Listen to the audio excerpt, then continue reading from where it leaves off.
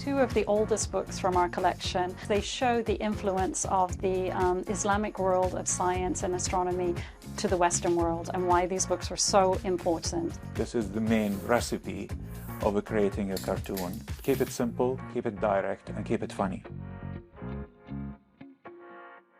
Hello and welcome to Qatar 365 with me, Laila Humaira. On this episode, we are looking at literature through a creative lens, going beyond the pages of a book and exploring how a story can be told through art, whether it's the elegant brushstrokes of calligraphy or the striking colors of a mural. But first, I'm here at the Museum of Islamic Art to visit a library that's home to one of the biggest collections of books on Arab art and culture in the region. Beyond the rich collection of historical objects on display, the Museum of Islamic Art is also a beacon of learning. The Mia Library occupies a large section of the museum, a welcoming space for people of all ages. While the books can't actually be borrowed, Susan Parker-Levy, who's the head of the Mia Library, says its extensive collection is worth making a few visits. It's one of the biggest collections of books about Islamic art. We have 25,000 titles and we have around 70,000 volumes. It's definitely very specialist in Islamic art and something that any scholar interested in the subject should come and visit us. Most of the books are easy to find, but the library's best-kept secret is hidden in plain sight. Deep in the vaults of the museum is a room full of ancient texts. One of the highlights of the Mia Library is its collection of rare books, a treasure trove of more than 5,000 old manuscripts and diaries dating as far back as the 15th century. Written in Arabic, Latin, French, and Persian, the books cover a wide range of topics, from astronomy to geography, history to religion, and autobiographies detailing the voyages of early explorers. So here I've selected two of the oldest books from our collection. One of them is in Arabic and Latin, and the other one is just in Latin. And the thing that these two both have in common is they show the influence of the Islamic world of science and astronomy to the Western world. So the first one is a book in Latin, which is from the time of the printing press in Incontabula, and it has very beautiful illustrations as well as the text that you can see. And then the Arabic book here is on philosophy and also on science. Bound together by animal skin, the Lebanese scholar, known in Europe as Abraham Ekalensis, published this book in 1641. Meanwhile, the Introductorium in Astronomium, printed in 1489, played a pivotal role in spreading Islamic astrological knowledge to medieval Europe. The Arabs were really ahead of the time on this, and you see through the book there's very beautiful illustrations and it's just a very beautiful typeset as well. These books may be rare and old, but the library also recognizes the subtle difference between a rare copy and an antiquarian book.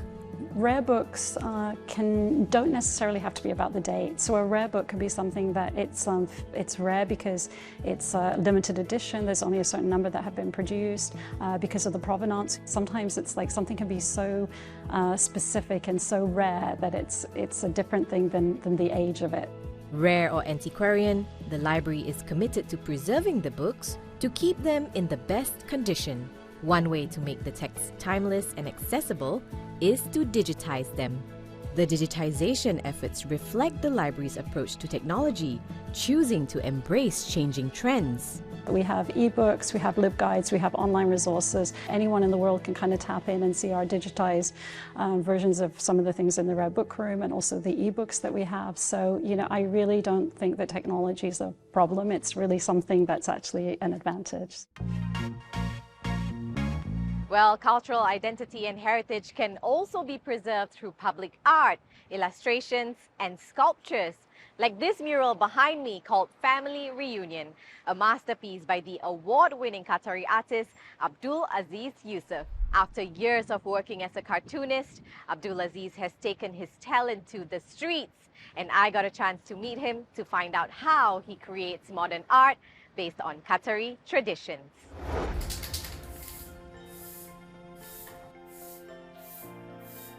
Firstly, let's go back to the beginning. How and when did you get into art? Since ever I can remember, I was the kid that draws all the time in the classroom. But the actual beginning was in 2007. There was an opportunity in a local newspaper for artists to publish daily cartoons. And I said, okay, hell yeah, it's my turn to try this field. I was so happy with the 3,000 riyals a month. This is what motivated me to become a professional. Now, the art of cartooning can be seen as a powerful tool of communication. Cartoonists can say a lot with little or sometimes no words at all. So how can you tell a story or send a message through cartoons? No, it's simple. It's like a abstract form to tell one thing. So you just have to focus on one thing so that you don't confuse people. And that one thing has to be the most powerful piece in your message. This is the main recipe of creating a cartoon. Keep it simple, keep it direct, and keep it funny. Over the years, you've developed your own distinct style. How did you find it? Trying to find shortcuts where I don't draw the fundamentals of drawing a face or follow a successful guide to create a character design. So there is a heritage of abstracting the faces and creating shapes and so on. And I just took the gist of it and applied it in my own word using my cartoon drawing too. It's not putting identity as much as trying to be as realistic as possible, to be honest and reflecting what you see. And you're also very involved in nurturing or shaping the future generation of Qatari artists. How do you inject a sense of creativity and wonder when you're guiding them? I think giving back to the community is a tool to fuel your ability to sustain a level. So working with the new generation and trying to boost the best that they have and then give them the compliments necessary to start a beautiful journey is very important for me to reflect what I have received from people too. While Abdul Aziz is inspired by people and nature, other artists in Qatar draw inspiration from letters and words. Joanna Hoos met two innovators in the field of calligraphy whose fresh take on the millennia-old art of writing inspires younger generations and makes the traditional craft fit for the 21st century. Sabah Arbili creates traditional calligraphy, but with a modern twist. Whether it's steel sculptures or abstract canvases, the Iraqi-born artist has a unique style that blends the old with the new. As a classic calligrapher, in the beginning, it is just like singing. You imitating sounds, okay? You try to learn the style. And when I did all this, I realized, no, I have to take it further to create my own take into the art of calligraphy, adding the twist of modern into the Arabic calligraphy. That was my aim. Based in the UK, but spending much of his time in Qatar, Sabah has left his mark on Doha's skyline. The 7.5-meter tall sculpture is a contemporary interpretation of the words of an old poem by Qatar's founding father, Sheikh Jassim bin Mohammed Al Thani, which Sabah specifically designed for the country's National Day. Towering over the corniche, it's become an iconic landmark that merges abstraction with traditional penmanship. We were like overwhelmed basically by the amount of people coming by the sculpture, looking at it without understanding anything about it, and they couldn't even read it. But they were managing to get their phone out and take a photo with it as they're celebrating, the art of calligraphy / modern with me and with everybody else. I was super excited about it. Beyond just a job, Sabah sees calligraphy as a passion. He hopes that by exhibiting internationally, he will introduce art enthusiasts all over the world to an old craft that they might not be familiar with. So in a lot of cultures, they don't understand what I'm doing. I had an exhibition in Washington 2 years ago. The audience, they had absolutely no clue about, why all this mess in my art. But I said, it's not a mess. It is, an interpretation of the text, but it's twisted into a modern conceptual meaning. So then they felt related to the artwork. Abdul Karim is another Doha-based creative who captivates audiences by adding a modern touch to the ancient art of writing. His distinctive style, known as calligraphity, put him in the international spotlight. In 2022, his work caught the eye of Football Federation FIFA, who appointed him as one of the official street artists for the World Cup in Qatar.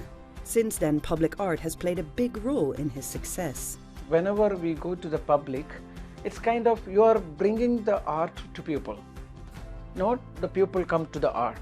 So for me, like, it's my responsibility, make a bridge in between.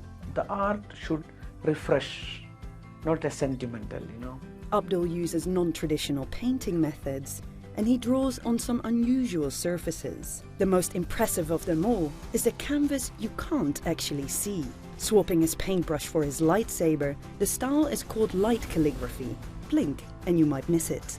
Because you're a calligraphy artist, so you know the letter, but you have to know, the word, like there's no canvas, it's on air. So you have to know the movement, you have to memorize your movement. While art is subjective and preferences are personal, Abdul says pushing creative boundaries is part and parcel of innovation. They are criticizing the modern art, contemporary art, because in the traditional calligraphy, it's very rule-bound, traditional art. We have to respect that because we all learned traditional art. Then we move to the contemporary because we have to blend it. So in terms of the criticism, if you are not ready to face the criticism, the art will not grow. It's clear that even as Qatar thrives in the modern world and encourages creative minds to bring life to its public spaces, the country is also committed to preserving and showcasing its story of origin. We hope you've enjoyed this episode, but that's all the time we have for now. For more, check out euronews.com and connect with us through our hashtag.